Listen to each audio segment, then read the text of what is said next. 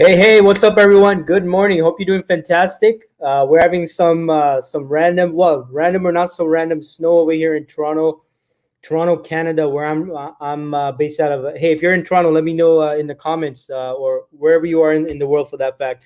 But I woke up and I was like, okay, am I in like the fifth dimension or something? Like there's suddenly like it's all snow outside. So I was like, whoa, what's going on here? So look, hope you're doing fantastic. Hope you're doing great. Make sure you say hello in the comments, introduce yourself. We got Gurpreet in the house. Gurpreet, good to have you here. Gurpreet says, love the intro video and song. Thanks so much, Gurpreet. Appreciate it. That's actually Will Smith getting jiggy with it. I don't know, like that was a popular song from my generation. So, I just love that song. Anyway, I put that in the intro. But yeah, thanks for tuning in, Gurpreet. Good to have you here. We got my friend Banu in the house. Banu, shout out to Banu. Thanks so much for tuning in. Yeah, keep the comments coming, folks. Introduce yourself in the comments. Let me know who you are, where you're tuning in from, which city you represent, all that good stuff. Definitely want to hear about where you folks are tuning in from.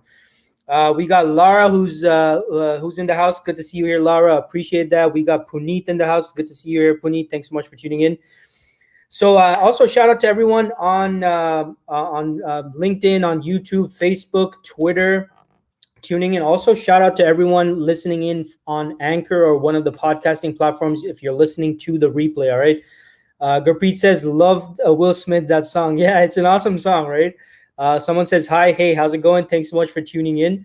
So, folks, today I'm going to be speaking about the three components. Well, I wanted to speak about three components that are going to help you effectively communicate your value at your interviews, right? Because this is so important.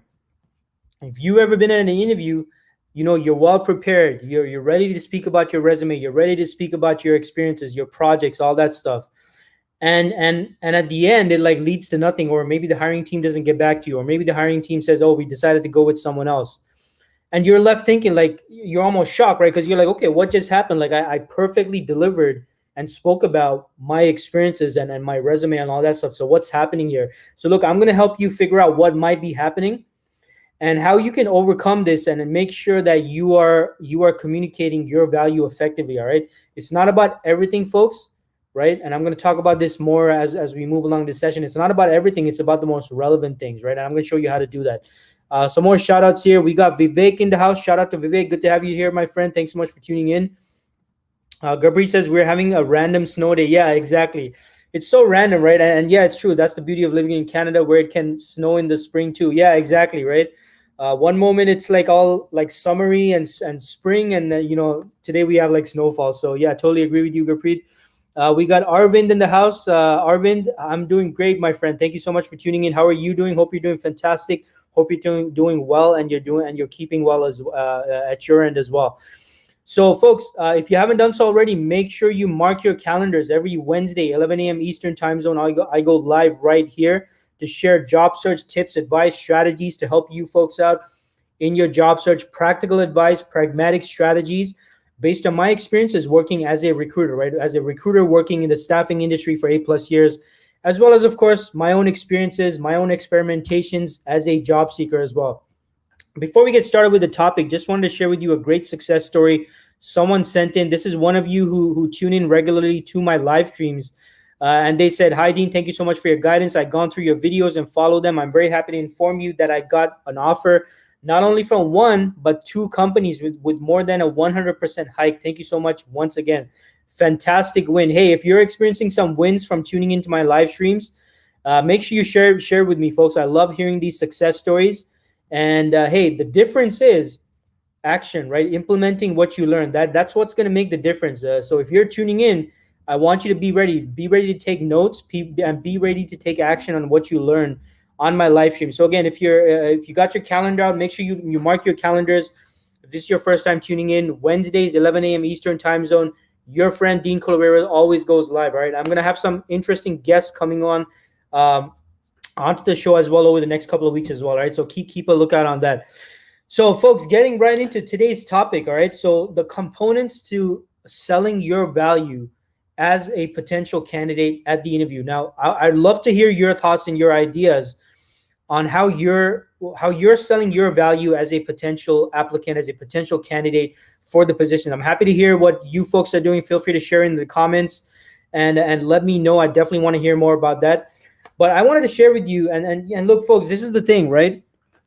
And this is the frustration I hear from so many job seekers is you're well educated, you've got the certifications, you've invested in your career, you worked at some great companies, right? Whether big companies or small companies, you've done some amazing projects, you've been a part of some amazing teams. You can communicate fine, right? You practice going over your resume, you practice talking about yourself and what you bring to the table. You go in for the interview, right? Whether it's with a recruiter, whether it's with a hiring manager, whatever it is, right? You go in for the interview well prepared, right? And it's not like you're not doing your research. You're researching the company, you're researching the hiring team. You go in, you present your pitch, you talk about yourself. You're like, oh man, after the interview, you're like all excited because you're like, yeah, they were laughing, they seemed happy, they seemed like they really liked me. I spoke about myself, great, and then nothing, right? Nothing. Like either you hear crickets or no crickets at all, or they don't get back to you, or they ghost you, or they simply they come back to you and they're like, oh yeah, we really like you, we enjoyed being around with you, speaking to you, but we decided to go with another candidate. I've actually been spending a lot of time on Reddit lately as well. Reddit, that social, I don't know if you call it a social platform, but I've been scouring Reddit a bit, and I hear about this all the time on Reddit as well, right? Where people go in, they think that they nailed the interview, and the company ends up with going with another candidate. Now, why is this happening? Now, look, folks, there might be many reasons why this is happening, like a multitude of reasons, right? It could be your interviewing skills. It could be that you're maybe not talking about the right stuff. Like there could be a whole bunch of reasons. What I wanted to help you out with today, folks, is the three components that you need to make sure you're hitting. That's going to increase your chances and reduce your chances of this occurring to you, right? Reduce the chances of this occurring, as in you going in, you putting all that time and effort, and them deciding that you're not the right candidate. So I'm going to help you reduce the occurrences of this happening. Not saying this is going to 100% foolproof work each and every time, but what I'm saying is if you go in prepared with an understanding of the three components that I'm going to be sharing with you today, you're going to be in a much better position to communicate and articulate your value to the organization, right? And again, whether your conversations with a recruiter, whether it's with a hiring manager, whether it's with multiple hiring managers, whether it's in person, on the phone, or on video, right?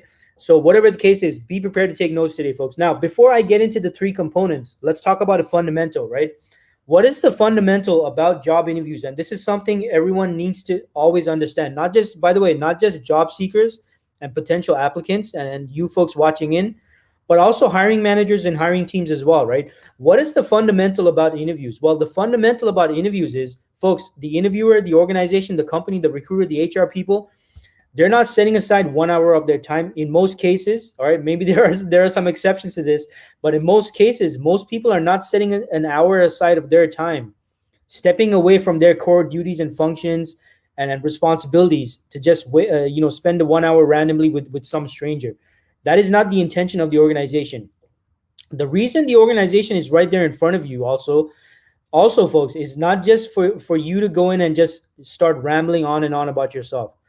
And I've spoken about this before as well. And, some of you have probably heard me say this in the past, right? The interview is not entirely and purely 100% about you. All right. Write this down if you're taking notes, folks. All right. The interview is not simply and only about you. The interview is actually not about you. And the interview is also not just about the organization either, right? The interviewer is about this very, very specific intersection. All right.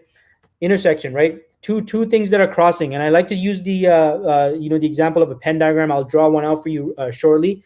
But the interview is not about you. The interview is not about the organization. The interview is about a very specific intersection. And what is that intersection?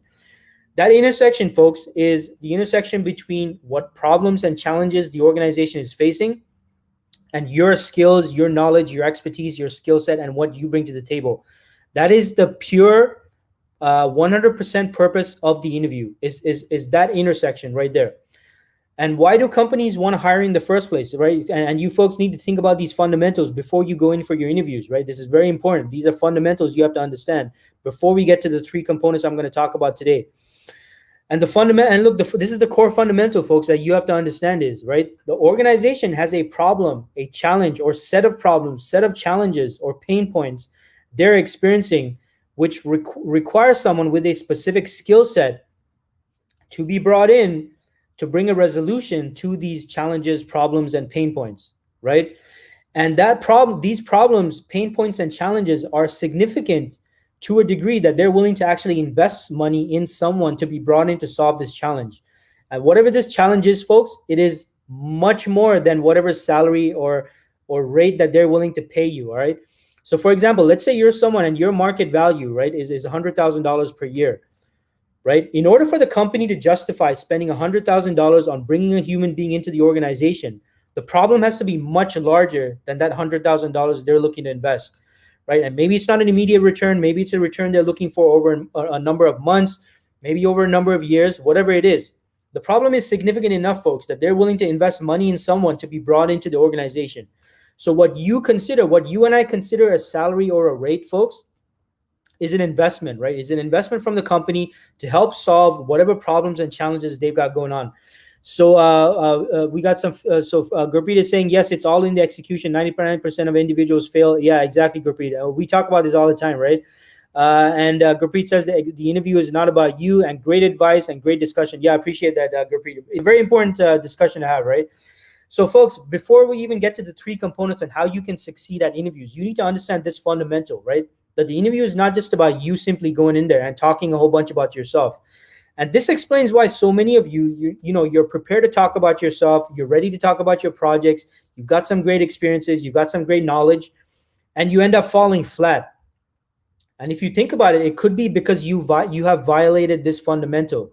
You have not displayed the intersection between you and the organization, right? Now, all of us have pretty awesome, amazing, accomplishments and achievements. And folks, it's really easy for us to get caught up and excited about our own achievements. But whether or not those achievements, qualifications, certifications, experiences, expertise, knowledge, wisdom, all that stuff that you bring to the table, folks, whether or not it captures the attention of the interviewers and the hiring team is dependent to the degree as to whether or not it falls within this intersection between you and them. All right. So always keep this in mind. This is a very important fundamental for your job interviews. All right. And hey, if you're liking this so far, don't forget to hit me up with a like and a share. So people in your network are benefiting from this information as well. Always appreciate the likes and the shares, folks. So we've established the fundamental. All right. The interview is not about you. The interview is not about them. It's about the intersection between you and them. So this is, and the reason why I wanted to start off, this segment with this fundamental is this is the basis for the three components I'm going to speak about shortly. All right. So if you're not taking notes, now's the time for you to start taking notes. All right. So fundamental number one is, in order for you to identify this intersection, all right, you need to identify what are the problem areas the company, the organization is facing. This is extremely important, folks. If you do not understand what their challenges are, what their problems are, you will not be able to properly position yourself in that intersection, right? Remember, the intersection is you, your skills, your knowledge, your expertise, and the organization's problems, challenges, pain points, et cetera, et cetera. Because at the interview, and we gotta think strategically here, folks, right? At the interview, you want to be communicating and speaking to those specific problems and challenges that they're facing. If you're not, no matter how impressive what you're talking about is, it's not going to get the attention of the hiring manager. And I'm going to show you a really powerful analogy that I like to use in a couple of minutes. So hang in there, all right? But component number one is you have to identify the problems, the pain points, and the challenge areas the organization is facing. Now, and by the way, folks, this is not necessarily something you only do at the interview, right? This is like a mix-up. You might have to do some research prior to the interview. You might have to do some research by analyzing the job description. You might have to do some research on this and identifying these problem areas on your pre-screen call with the recruiter or the HR manager or even the hiring manager. Or you might have to do some research on what the problems might be based on maybe your contacts who are already inside this organization where you can get that intel. Whatever the case is, you need to have a rough idea at the point of the interview or even during the interview where you need to be identifying what these problem areas, what these challenges are, what these pain points are that the organization is facing. And this is why, folks, it's extremely important for you, right, throughout the interview to be probing and investigating and discovering and uncovering what these challenges and pain points are. This is what allows you to make those pivots throughout the interview so you can reposition yourself and highlight the most relevant aspects that you bring to the table. So component number one is, hey, you got to identify what the problem areas are. Now, let's say, all you have in front of you prior to the interview is the job description. Well, in that case, folks, that job description is what you need to be analyzing to figure out what are some potential challenges and problem areas the company might be experiencing, right? So we got a question here from my friend Catherine Ho. So Catherine, shout out to Catherine. Catherine says, "What if you're interviewing with HR and don't know the problem areas and the job posting doesn't say?" Okay, I'm glad you asked that, Catherine. So thanks for that question. It's a great question. And look, folks, most of you are going to be in the situation that Catherine's talking about, right? You're not going to have access to the hiring manager. You're not going to have direct access to the hiring team and whoever is working on the project. And sometimes HR is not going to be. They're not going to have that in-depth knowledge about what the problem areas are, what the challenges are. The job posting itself does not flat out tell you what the problems, what the challenges, and all that stuff is. Now, that being said, Catherine, and look, unfortunately, folks, it's not always going to be an ideal situation. But if all you have, Catherine, and everyone else tuning in, if all you have is a job posting, then we need to analyze the job posting, because although the job posting does not outright tell you what the problems and the challenges are, if you analyze the job description, and I'm going to show you how to do this shortly, but if you properly really take a look at the job description and analyze it, Catherine, it is going to give you clues as to the problems and the challenges and the pain points the organization is facing. And the greatest clue of this, Catherine, is if you when you're reading the job description, go to the requirements part of the job description, and it's going to list the requirements, right? We need someone with 8+ years experience with blah blah blah. Must be capable of blah blah blah, whatever. What I want you to do, Catherine, and everyone else out there, is I want you to write out these requirements on a sheet of paper, and then next to these, I want you to write out what problems do these tasks, duties, and responsibilities solve, right? So if it says needs, I don't know, I can't think of an example right now, folks. Let's say it says must have ability to work with challenging stakeholders. All right, let's say for our, just as an example, let's say that's one of the requirements for the job posting. So let's say it says candidate must have strong experience working with challenging stakeholders. All right, now that is the requirement, right? Now, what is the problem that this solves? Well, and what clue does that give as to what the organization is facing? So if I were to read that, what I'm thinking is, hey, these people are dealing with challenging stakeholders right now. And that is a challenge that they're facing. And that's why they have listed this as a requirement in the job posting. So although it doesn't outright say, Catherine, hey, we're currently facing challenges with difficult stakeholders, which is holding back the project and preventing us from moving forward.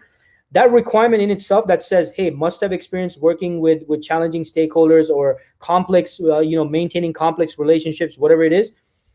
That's what it says at the face value, but we need to look at it a bit further, right? What problem does this solve that, for someone with the ability to do this? So what I would suggest you to do, Catherine, and everyone else out there, when you're analyzing the requirements, write out the requirements, and next to it, I want you to write out what potential problems are resulting in the organization requiring someone with this ability or the ability to deliver on this and this and this and this. And this in itself in the job description will give you a clue as to what potential problems the organization might be facing. All right. So this is how you need to be analyzing your job descriptions, folks. All right. So don't look at the job description at just face value.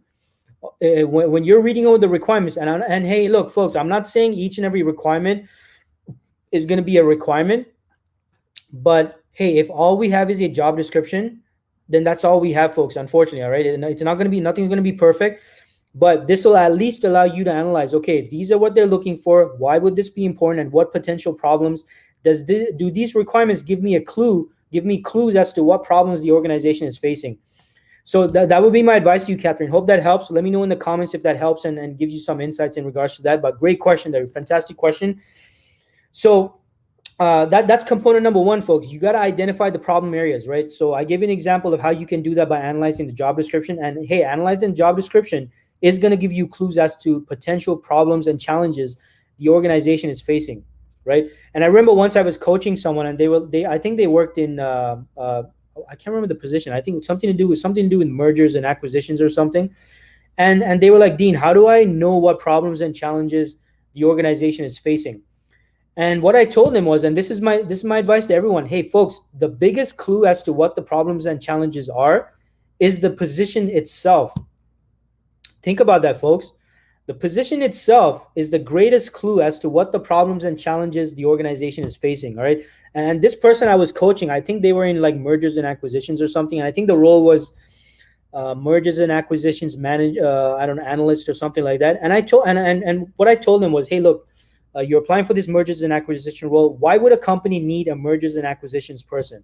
And they're like, well, because they recently went through a merger and acquisition, and that's why they need someone. Okay, and I was like, okay, great, but why would they need someone in this particular role to come in and help them out in the company? Like, why would they need someone with your skills? And they were like, oh, well, because there's a lot of paperwork to deal with. There's also a lot of change management stuff going on, and they got to deal with this and this and this and this and this. I was like, okay, great. So the fact that they need someone with your skills and knowledge to be brought to handle all those areas, would that not be a clue as to those being the challengers that they're experiencing right now? And they were like, yeah, absolutely. I mean, totally. Like that's what with my skills, Dean, I would do this and this and this and this in regards to mergers and acquisitions, and that's what I bring to the table. So yeah, probably they're probably experiencing those challenges right now. And bingo, folks. Like, and that's when she realized, like, the position itself, the role itself, is the greatest clue as to what the problems and challenges and pain points the organization is. All right. So look, I don't care what your field is, folks. If you're a plumber, you're an accountant, you're a scuba diver, you're a project manager, you're a software developer, your position itself is the greatest clue as to the problems, the challenges, the pain points the organization is facing, right? So that in itself is a clue, but you need to dig a little deeper, of course, all right? So don't just depend on that, but that is the greatest starting point, all right? Now, when I say dig a little deeper, what I mean is at the interview itself, that's the opportunity for you to ask your own probing questions to understand the project and what's going on there. What's their current situation? Why are they looking to hire? Is this a replacement role? Am I replacing someone? Is this a brand new role? If it's a new role, what's prompted this new role to become open? Like, these are things you got to be asking during the conversation, right? And you should not be asking all your questions right at the end, folks. Well, if you ask all of your questions right at the end, it's a little too late for you to reposition yourself and make those pivots in the conversation, right? Now, the exception to this is some positions in the federal government and provincial government and public sector are very highly structured interviews, all right? So they might tell you up front, hey, this is the structure of the interview. We're going to ask you questions, and then you only get to ask your questions right at the end. Now, if it's a situation like that, maybe you got to follow those rules. But even in those situations, look, I mean, it's human beings. We're conversing with each other at the interview, right? So I don't see any problem with you asking some questions back and forth to help you understand what they've got going on. So look, this is extremely important, folks. Component number one, identify the problem areas so you can better position yourself, right? So bringing us to component number two, we got Catherine says that really helps. Hey, thanks for letting me know, Catherine. Glad to hear that helps. Krunal, I see your question. I'm going to get to your question shortly, my friend. I'm just going to get to component number two, all right? So component number two, the problem areas, you know the challenges, the pain points. Now you got to reposition yourself, all right? You got to make those pivots, folks. You got to make those pivots. And this might happen organically. It might happen fluidly, all right? So you might start off the interview talking about all of your project management projects. But as you're asking questions, you're finding out, hey, you know what? This client, their client is in retail. So I should be talking about my retail projects in a bit more detail. And the sooner you clarify, the pain points and challenges, folks, the sooner you're able to reposition yourself and make those pivots, right? Now, I'm not saying keep on asking questions throughout the conversation. That can get annoying, and you don't want them to think you're trying to take over the conversation, right? That's not what I'm saying. But what I'm saying is here and there, organically, you need to be asking questions to better understand the pain points, the challenges, the projects, and all that stuff. So you at your end can make those pivots. So again, this will allow you to accomplish component number two. Component number two is take inventory of your relevant skills and knowledge, okay? And again, there's no particular point in the conversation or the interview cycle where this happens, folks. This is very fluid, right? It's very fluid because as the more you're asking questions, the more you're trying to understand what the hiring team is going through. That's when you're going to be able to make these pivots and adjustments and repositioning yourself, because again, the better you're able to understand the problems and challenges they're facing, the more it's going to let you know, hey, you know what, these are their challenges, these are their problems, so let me talk about my relevant stuff, right? Let me not talk about everything, right? No matter how impressed I am with my accomplishments and achievements, I need to talk about the relevant stuff, because the relevant stuff is what's going to be interesting to them. All right. So let's say I'm a recruiter, right? And now let's say I'm interviewing for a recruitment position, and they want someone who has recruited for startups, right? They want a recruiter who has experience recruiting for startups. If I talk about how all my experiences working for like the big banks, recruiting for the big banks, the big retailers, and all those amazing, exciting projects, yes, it is impressive, and yes, I might be excited about it. But guess what? Guess what? The hiring team's listening for, folks. They're trying to figure out, hey, has this guy recruited in startup environments? Right. So the sooner I get to know that, Dean can make pivots then, right? Then Dean can be like, okay, you know what, Dean, I got I got to talk about my experiences recruiting for startups, because that's what these folks are looking for, right? So then I can make that pivot and that adjustment. So again, component number two is establishing component number one, which is identifying the problems, challenges, pain points, and all that stuff, allows me to accomplish component number two, which is identifying my relevant skills, knowledge, experiences that I bring to the table, because that's what's going to be most interesting to the hiring team. It's not necessarily about what I'm most interested in, folks. We got to be talking about what will be of most interest to the hiring team, right? That is ultimately what's going to make you stand out and going to make them want to lean in and want to hear more about you, right? But and it's all got to revolve around relevance, right? Relevance. Okay, if there's one word you want to write down on your note taking, whatever you're using to take notes right now, folks, uppercase letters, I want you to write down relevance, right? Relevance is what the hiring team's looking for. They don't necessarily want to hear about everything. They want to hear about the relevant stuff. Like I had a guest yesterday on my live stream. I don't know if you folks tuned in, but I had my guest, Felipe Toledo, who's a project manager, and he came from a supply chain background, new to Canada, transitioning into project management, and right away he got into highly competitive company, Accenture. Everyone knows Accenture, right? Huge company, highly competitive, and he was able to get into this company as a newcomer to Canada, as someone not only new to Canada, but with coming from a totally different field, logistics. He was in not logistics, supply chain. He was in supply chain.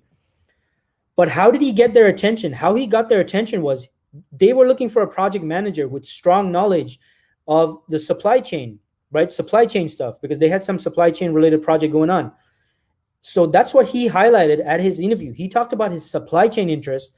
And guess what? That's what was of most interest to the hiring team. And that's what allowed this guy, being a newcomer to Canada, as well as, being in a totally different field and trying to transition into project management, stand out amongst who knows how many candidates, folks. I mean, Accenture, these are huge consulting firms. Like, how do you stand out, right? And this is how this guy stood out. He found that they were looking for someone who wants a project, someone as a project manager who has strong knowledge of supply chain. So he leveraged his supply chain expertise, and that's what got their attention, right? Now, if he talked about, I really want to be into project management, I love Accenture, it's a great firm. Yeah, I mean, of course, they might be a little interested in that. They're going to do the whole polite and professional thing. They're going to smile and all that stuff. But it's not really going to make them lean in and get them interested, folks. What got them interested is that this guy is an expert in supply chain, and we need someone who's able to manage these projects in this realm, in this domain. So keep this in mind, folks. This is why it's so important for you to take inventory of the relevant stuff you bring to the table. And you cannot identify the relevant stuff if you don't identify what the key pain points, challenges that the organization is facing, right? We got my friend Chirag. Chirag says, thanks, Dean. That helps. Hey, no worries, Chirag. Good to have you here. So we got a question here from Krunal before I get into a component number 3, which is very important. So shout out to Krunal. Always good to see you here on the segment, Krunal. So Krunal says, once we identify the problem area and we realize we have the skill set to solve the problem, how to make sure that our idea of solving the problem reaches the decision maker? All right, so Krunal, this is a great question. So I guess what Krunal is asking is, hey, how do we make sure that we're able to communicate our idea of how we can solve this problem? This is Krunal, and again, Krunal, this is where you need to communicate what you bring to the table. Again, what you first want to do, Krunal, is focus on the relevant stuff, right? So if they say, okay, these are our challenges, these are our problem areas, what you want to do, Krunal, right off the bat is you want to first showcase your previous experiences in similar types of projects, right? And you want to show previous success stories, previous wins from when you were able to solve similar types of problems in similar types of projects in whatever industry or whatever types of companies you were working in before, right? And this is where you got to further probe and investigate, Krunal, and you got to kind of have a further and you know what, Krunal, the advice I give everyone is, look, don't even think of it as an interview. Think of it as a discovery conversation, right? A discovery call, a discovery conversation. You should be there, Krunal, first and foremost, to understand the customer, right? And folks, I don't want you to think of them as a hiring team. Stop thinking about them as a hiring team. Stop thinking about them as an interviewer. I want you to think of them as a customer. That is what they are. They are a customer, right? So, Krunal, my advice to you is start probing, start investigating, and before you start showing them how you can solve the problem, what I want you to do is put in the 100% effort into understanding the problems, the project first and foremost. Then, Krunal, then maybe after that's been established and you have a strong understanding of their challenges, that's when you want to communicate to them what you can do from your end, right? Now, this does not mean, folks, I'm not saying do free work here, right? I'm just saying with you having a stronger understanding of what their problems and what their challenges are, you will be able to present a high level explanation of what you can potentially do for them, all right? But the first thing, Krunal, is have a strong understanding of their challenges, their pain points, and their problems, right? And you folks already do this in your lines of whatever your line of work is. You do this already, right? You first get an understanding of what the challenges are, what the pain points are, then you go into communicating the solution. All right. So hope that helps, Krunal. That's a great question there. And folks, this is what some of you might be doing the opposite of this, right? At your interviews, if you think about it, you're first presenting yourself as a solution before first understanding what the problems, pain points, the challenges are in the first place. A lot of people have, a lot of us have gotten it reversed, right? But at the interview, you need to be making, while you're answering their questions, while you're talking about yourself, while you're, talking about your experience and all that stuff, you need to be at the same time understanding their problems, their challenges, and their pain points, so you can better, figure out, hey, what's going on at their end, so you can better position yourself as the ideal solution. All right. So hope that helps. Now going into component number 3, right? And this is component number 3, folks, is kind of what I've already gotten into, but it's presenting yourself as the ideal solution, as the person that's going to help the organization with these problems, with these challenges, and ultimately help them achieve whatever outcomes, whatever ROI, return on investment, the company and the organization is looking for. And component number 3, despite it being the key component, it cannot be accomplished if you don't do number 1 and number 2. But component number 3 is you understand the problems, you understand the challenges they're facing. Component number 2 is you've taken inventory of what you bring to the table, the relevant stuff you bring to the table. Now, component number 3 is you have to now be able to communicate the relevant stuff that showcases and positions yourself as the solution to whatever problem and challenges the hiring team is facing. And if you're not able to do that, this is where, folks, this is why, so if you think back to your interview so far, folks, this is why a lot of you and a lot of us go in for interviews and we're like, okay, we did an amazing job, we did a fantastic job. And then they get back and they say, hey, we decided to go with another candidate, or we didn't feel that there was a good fit here. It's because of this. It's because you have not been able to communicate the relevant stuff. So component number 3 is you need to present yourself as the solution based on their specific needs, problems, challenges, whatever ROI they're looking to achieve.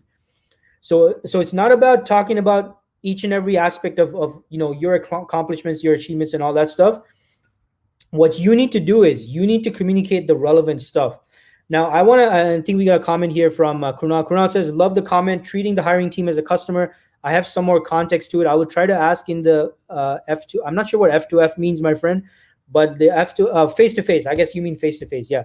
In the face-to-face session today, if it's in today's agenda.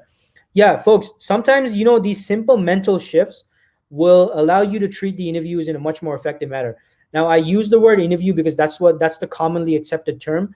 But I would say, folks, start mentally, don't even think of it as an interview. It's not an interview. It's a discovery conversation. It's a discovery call. They're not a hiring manager. They're not an interviewer, right? They are a customer, right? They're the customer.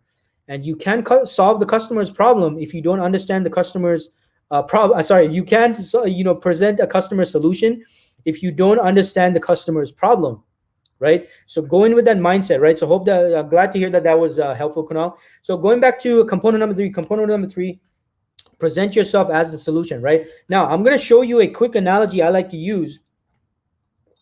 And it's my infamous bottle of water analogy. All right, I'm going to show you guys some sales 101 right now, that I want you to start thinking about when you're preparing for your interviews, and when you're thinking about your interviews, when you're preparing your questions that you're going to be asking the interviewer as well. And for those of you folks who learned about me because of maybe an event that I spoke at, or maybe I spoke to your group, this might sound like a familiar. I mean, you probably seen me talk about this before, but it's very important, and it's called my bottle of water analogy. Now, this is a bottle of water, folks. All right, I'm about to show you some sales 101 to help you understand what the issue is a lot of people might be facing at their interviews. All right, so this is a bottle of water. All right, and it's one product. Right, I'm only gonna try and sell you one product here. Right, so this is one product, a bottle of water, President's Choice strawberry flavored water. All right, because I get bored with just plain water sometimes, so I like to have the flavored water. Now, how do I sell this bottle of water to people? Right now, how I sell this bottle of water, folks, and what I want to argue for, and how I want to wrap up this session is by making this point. How I sell you this bottle of water is dependent on what pain points and challenges you have. All right, you watching this, because I'm not going to use the same pitch to sell this bottle of water to each and every one of you out there. How I sell, what I highlight about this product is dependent on your pain points, your challenges, and what problem you're looking to solve. Now, let's say you're someone who's like me. Maybe you're someone, you're a customer. You tell me, hey Dean, you know what? I want to drink water. I want to be drinking more water. I want to stay more hydrated, but it's just that I find water so boring. It's so boring. I just don't like the taste. I need something, that's gonna make me want to drink it. Then what I'm gonna do? I'm gonna highlight the flavored aspect of this water. Then I'm gonna say, okay, great, excellent. I get bored with water too, the plain flavor water, but this is a great flavored water. It comes with so many different flavors. This one is strawberry. What's your favorite flavor? Oh, you like peach? Yeah, we got. I mean, this is sold in peach flavor as well, and it just makes it much more enjoyable to drink. It's not a plain boring flavor, and not only are you going to enjoy drinking it, it's going to encourage you to keep drinking more water as well. And it's not going to affect negatively health wise. And then I'm probably going to go over the nutritional aspects of this. It's zero calories. Looks like it's natural flavorings. It's not artificial flavorings. So it's going to be healthy for you as well. So to that person, that's how I'm going to sell this product, right? Now, let's say it's a different situation. You're like, Dean, I'm going on a camping trip. I just need a good bottle of water that's not too heavy. It's not going to, weigh me down. And it's something that I can kind of, open up and take a few sips out of while I'm doing my hiking and stuff like that. Then what I'm going to do, how I'm going to sell this product is, I'm not even going to talk about the flavoring. I'm going to talk about the size and all that stuff. So I'm going to say, hey, excellent. This is perfect for camping and hiking. It's a small bottle of water. It weighs less than a pound. It also has a resealable cap, right? So after you open it, you can reseal it, back up again and keep on hiking, right? And it's very small. You can, if you got a hiking backpack or whatnot, it's going to fit right in there. It's not going to be too much additional weight, and it's not going to affect. Again, you can screw it open, screw it back on whenever you feel like it, and you can take it out and drink it whenever you want, and it's going to be perfect for your camping trip. So that's how I'm going to sell this bottle to the person who's going on a hike or going camping or whatever, right? Now, what's another scenario? So maybe you're someone who's brand conscious, right? You're like, Dean, I only want to drink water from a credible brand, all right? It has to be a well-known brand. I don't want any brands that I don't know about. I'm a huge fan of Canadian products, Canadian brands.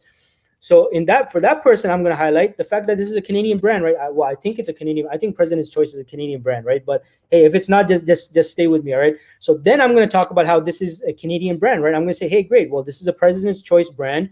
It's Canadian made. It's looks like it's from spring water from Quebec. Well, not spring water. It can be pure spring water because it's flavored. But yeah, well, actually, yeah, it is spring water. Okay, so I'm going to talk about that. How the water itself is from Canada. It's local. It's locally made. It's a local company, local brand, President's Choice. That's how I'm going to sell it to that person. So notice what I've done here, folks. One product, 3 completely different sales pitches. Now, what determines the differentiation between those sales pitches? Well, it's the customer's problem, the customer's pain points, the customer's challenges that they're facing, right? How I sell this product is dependent on what the customer's problem is. And based on that, I'm going to highlight the most relevant aspects of this bottle of water in order to show them how it's going to help them with their problem, their challenges, their pain points, or whatever they've got going on. And the reason why I wanted to show this analogy is, and I use this analogy whenever I've done a presentation for any groups, is this is how you need to be looking at your interviews. If you're not highlighting the most relevant stuff, you're going to be selling like and by the way, if you haven't understood the analogy yet, you are this bottle of water. You are in this analogy, you are the bottle of water, right? And you need to be highlighting the most relevant aspects of you that based on the problems, the challenges the customer is facing.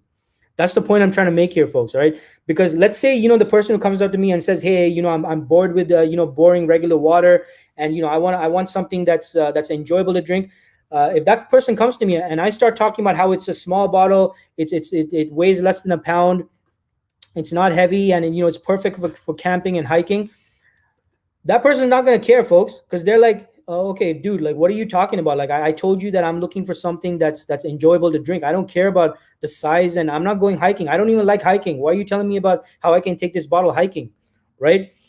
So, and the same thing, right? If I'm selling this bottle of water to the person who wants to go hiking, and they want to know, whether it's going to be comfortable for them to carry. If I talk about only the flavor, they're not going to care, right? If I tell them, hey, well, by the way, it is a great flavor, and it's going to be great flavoring for you, and it's got peach, strawberry, and all this stuff. They're going to be like, bro, what are you talking about? I'm looking for a bottle of water that I can take on my camping trip. That's gonna preserve, have good preservation, whatever, that I can use throughout the trip. I can take a few sips and this and that.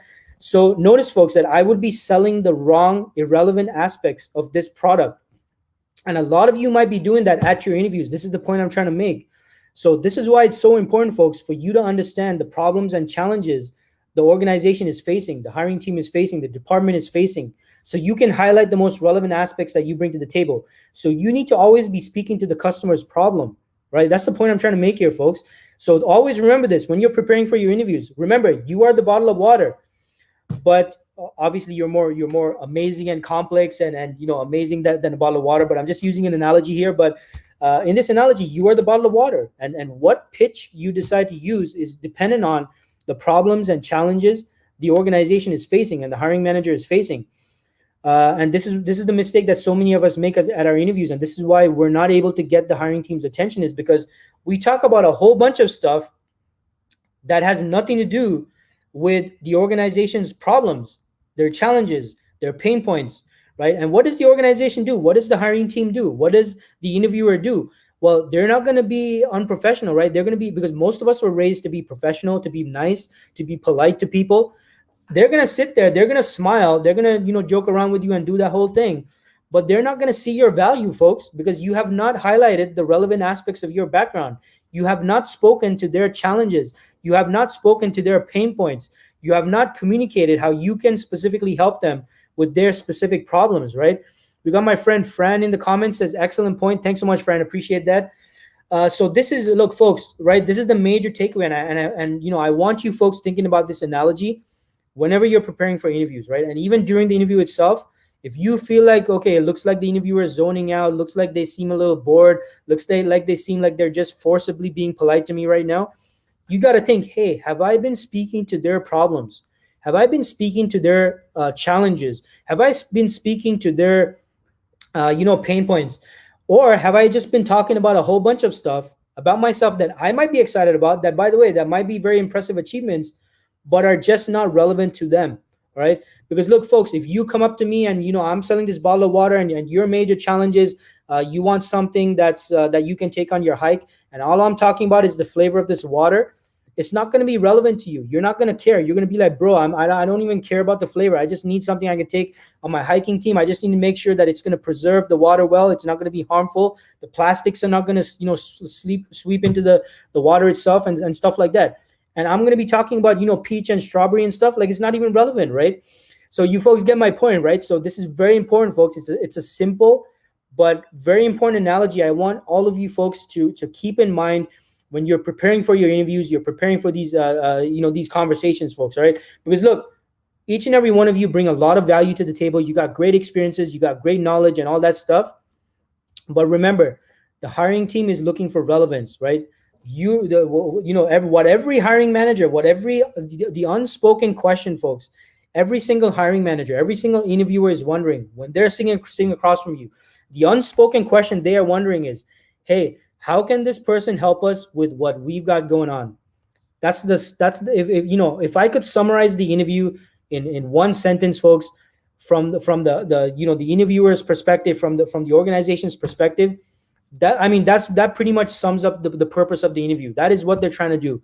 Everything else is sugarcoating and all that feel good stuff and rapport and yes, cultural fit. Yes, of course that stuff is important. Not saying that's not important. That's definitely important. But the fundamental question, folks, behind every interviewer is, hey, can this individual sitting in front of us, can they help us with this thing we got going on? That is the fundamental question, all right? And in order for you as a potential applicant, as a potential candidate, in order for you to communicate that yes, you are that person, you need to identify, again, you gotta hit the three components, folks, all right? Component number one, identify their challenges, their pain points, their issues, whatever they got going on. Component number two, taking inventory of your relevant skills, knowledge, expertise, certifications, qualifications, all that stuff that you bring to the table. And component number three, communicating all that relevant stuff to them and showing them how you are the most viable candidate because you have the most relevant experience, the most relevant knowledge, expertise that you bring to the table that you can help them with in order for them to achieve whatever ROI they're looking for, right? So, hey, look, folks, I hope this session was helpful. If you found the session helpful, hey, hit me up with a like and a share, all right? I always appreciate that.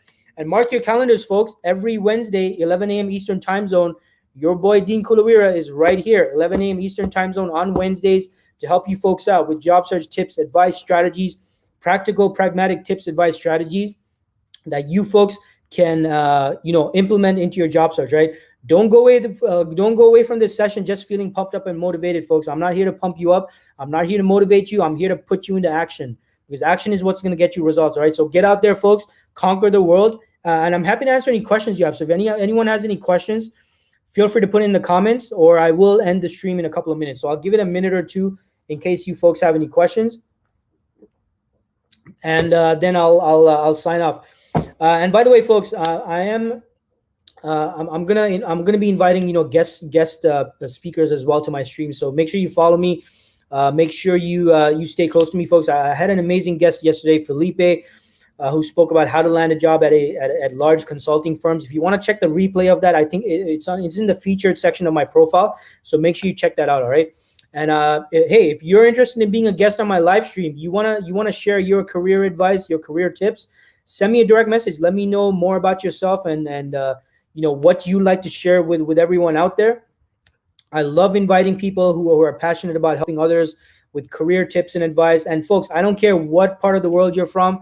I don't care who you are. Like you could be a Martian from Mars.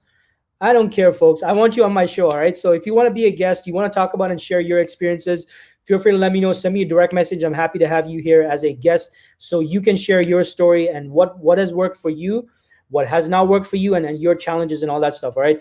We got Suzeli in the house. Suzeli says it was amazing. Hey, happy to hear that, Suzeli. Appreciate that.